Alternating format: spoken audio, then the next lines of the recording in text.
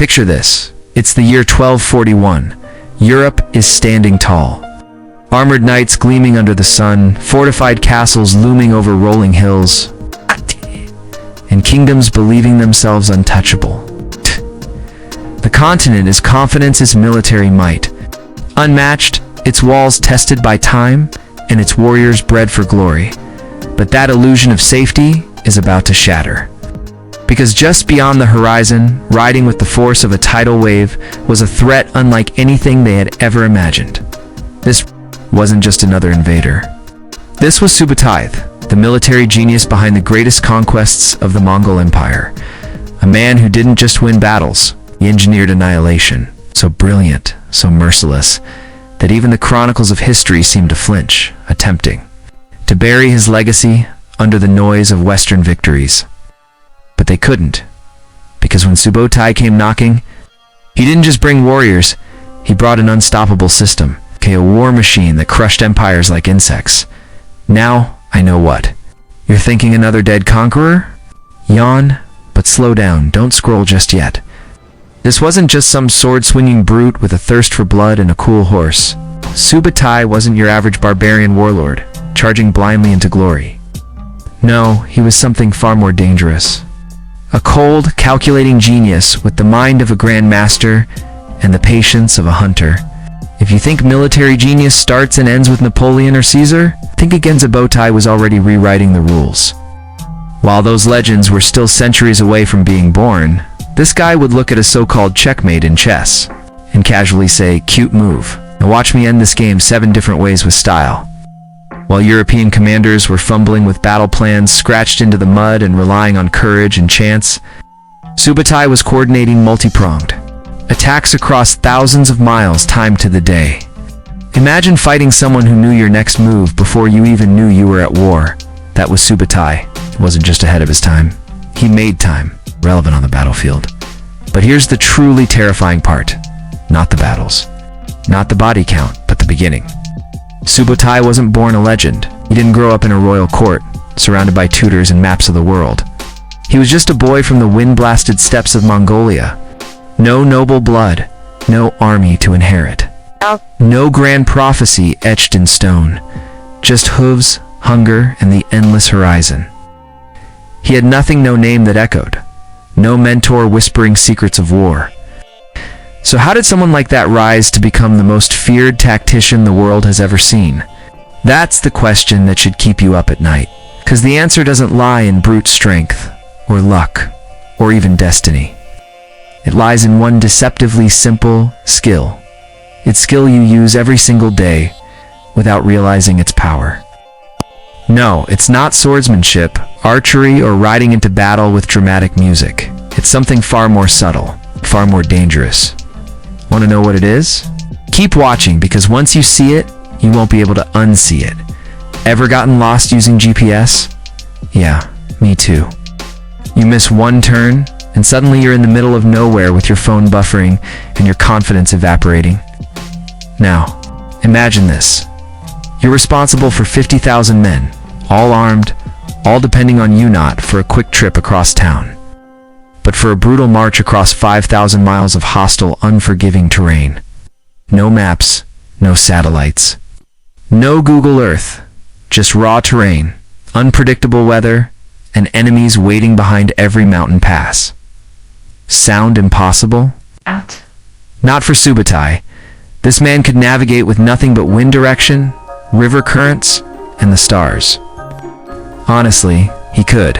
Probably do it blindfolded, backward, and still arrive early. He made crossing entire continents look like a Sunday stroll. Your Uber driver with 3 phones and a backup battery still couldn't match his precision. Ow. And here's the kicker. Wasn't even the impressive part. That was just his warm-up act. The real magic. What he did after the march, when the swords came out and the kingdoms started to fall, Europe never stood a chance. All those towering stone castles, once thought impenetrable, reduced to smoldering ruins or simply bypassed like speed bumps. Their proud, elite, knight-shining symbols of medieval warfare didn't even get the chance to fight on their own terms. Before they could draw their swords or form their ranks, they were already being flanked, surrounded and picked off, like pawns in a rigged game. And the worst part? They never even saw it coming. Because Subutai didn't just bring brute force, he brought something far more terrifying. A secret weapon. It's not a new type of siege engine, not some mythical war beast. No, it was something so simple, so quietly devastating that modern special forces still study and train with it today. A concept so effective it shatters overconfidence and rewrites entire battlefields. It's not about numbers. It's not about weapons. It's about how you think. In Subutai, he thought in ways no one else dared. What was his secret? See in just a moment. But be warned, it'll change how you see every war movie you've ever watched. Before I reveal Subutai's ultimate tactic, the one that flipped entire civilizations upside down, take a second. If you're loving this deep dive into the mind of history's greatest forgotten general, then don't just watch from the sidelines. Smash that subscribe button and join the growing army of viewers who refuse to settle for surface-level history. Because here, we dig deeper. We uncover the minds behind empires, the unsung strategists, silent architects of global power shifts. And trust me, you don't want to miss what's coming. What Subutai did next isn't just impressive, we'll completely rewrite how. You understand warfare? Every battle you thought was brilliant? Every general you thought was unbeatable? They all pale in comparison to what you're about to learn. So lock in, because the next few moments will forever change the way you see history and the battlefield. Now let's talk about Subutai's undisputed masterpiece, Battle of Mohi. Picture this, 60,000 Hungarian troops, dug in, confident, shielded by the Sajo River. They believed the river was their greatest defense, a natural barrier that would buy them time or stop the Mongols cold. He didn't see a barrier, he saw an opportunity, while the Hungarians slept comfortably, convinced they had the upper hand. Subutai was turning the terrain into a weapon. He built a bridge in silence at night right under their noses. Then while their attention was fixed on a frontal assault, he unleashed a second hidden force from behind. It was like a trap snapping shut, no escape. Chaos erupted on all sides. Men drowned trying to flee. Cavalry was crushed in bottlenecks, and command structures disintegrated within minutes. It wasn't just a victory, it was a clinic in deception, timing, and total battlefield control. What happened next was so brutal, so elegantly executed, that modern military academies still analyze it. Subutai didn't just win the Battle of Mohi, he redefined how wars could be fought. But the scariest part, Subutai wasn't even trying to conquer Europe. That's right, everything you've heard so far? The sweeping devastation, the collapsed kingdoms, the annihilated armies. That was him scouting and conquering. He went. A deadly reconnaissance mission with a bit of ... flair. He wasn't unleashing the full force of the Mongol Empire. He was gathering data, testing defenses, and mapping weaknesses. Then, he tore through Europe like a storm with a sword. Now here's where history gets chilling. Just as Subutai stood poised to drive deeper into the heart of Europe, to press westward towards cities like Vienna, Prague, maybe even Paris, a messenger arrived from Mongolia. The great Khan had died, and according to Mongol law, all top generals had to return home to help choose the next leader. So Subutai stopped not because he was defeated, but because he was summoned. That one letter, at that one moment, may be the only reason you're not speaking Mongolian right now. If it had come even a week later, let's just say Paris might be famous for yurts instead of croissants. Think your boss micromanages? You. Sends you 3 follow-up emails just to make sure you're doing your job. Now imagine this.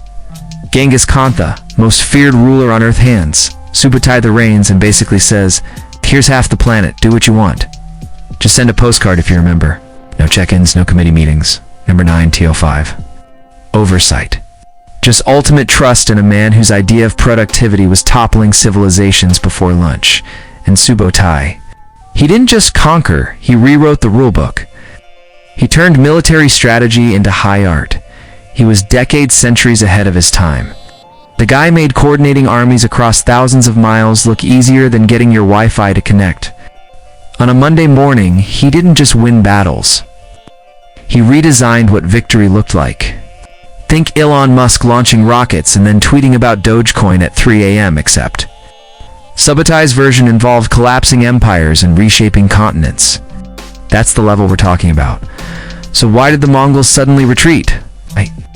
Did this unstoppable Forsan army that crushed everything in its path just pack up and vanish like smoke in the wind? Why did Europe survive? Not because of strategy or strength, but by what can only be described as sheer cosmic luck. The truth is stranger than fiction. It wasn't a glorious last stand or a secret weapon hidden in the mountains. No, Europe was spared because of something no general on the battlefield could have predicted. A whisper, spoken by a dying man 4,000 miles away in the heart of Mongolia. That man, Genghis Khan, the ruler of the Mongol Empire, and Genghis Khan's successor. As he lay on his deathbed, his final words triggered an unbreakable law. All Mongol leaders, no matter where they were or what they were conquering, had to return home to elect a new great Khan. Sugbotai, loyal to the system, obeyed. And just like that, Europe was given a second chance. ... Not because they earned it, but because a distant emperor's final breath rewrote the course of history. Imagine being one dying man's last words away from total erasure. That's not just history. That's a plot twist worthy of legend. If this doesn't make you respect the sheer audacity, brilliance, and terrifying precision of Sugbotai, then honestly nothing will. This man didn't just outthink his enemies, he outclassed entire civilizations, while barely breaking a sweat. He made the impossible look routine, and turned warfare into a masterclass of cold, calculated dominance. So let's hear it. Drop a comment below. Could you have survived one of his brutal ambushes? Could you outwit a man who treated rivers like tools and cities like stepping stones? And if you're hungry for more forgotten legends, overlooked masterminds, and the story's history textbooks, like to hit that subscribe button. Because next week, we're diving into a tale you think you know, until you don't. You've heard of the 300 Spartans? That turns out what actually happened might just blow your helmet off. But hey, that's another story, and you won't want to miss it.